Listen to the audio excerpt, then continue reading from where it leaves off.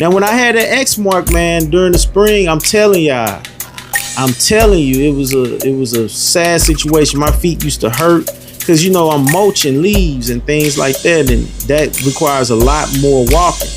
And that Exmark 30 inches, 178 pounds. I don't even get the whole purpose of it being that much, being that heavy.